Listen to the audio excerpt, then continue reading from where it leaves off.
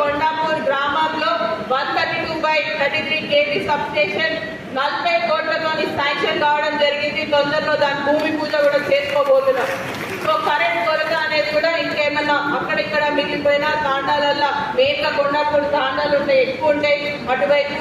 So ఆ తాండాల ప్రజలందరికీ కూడా ఈజీగా ఫెసిలిటీ అనేది కూడా పెంచడం జరుగుతుంది.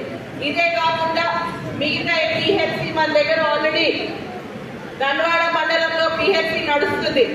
ఆ పిహెచ్సి కాకుండా కొండాపూర్లో కూడా ఒక అడిషనల్ పిహెచ్సి కావాలని కోరడం జరిగింది.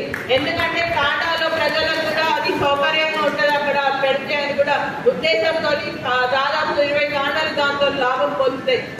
ఒకటి ఈరోజు ఇన్ని రోజుల తర్వాత నేను ఇన్నిగానో మాట్లాడుతున్నా అంటే దానికి కారణం ఎవరు కూడా ఎక్కడ కూడా మీకు వచ్చిన పథకాల గురించి చెప్పట్లేదు. నేను మిమ్మల్ని కోరేది ఒకటే, మీ గ్రామాల్లో వెళ్ళి మీకు వచ్చే పథకాల గురించి మాట్లాడండి. మాకు ఇది వస్తుంది, మాకు అది వస్తుంది అని మాట్లాడితేనే ప్రజల్లోకి తెలుస్తుంది.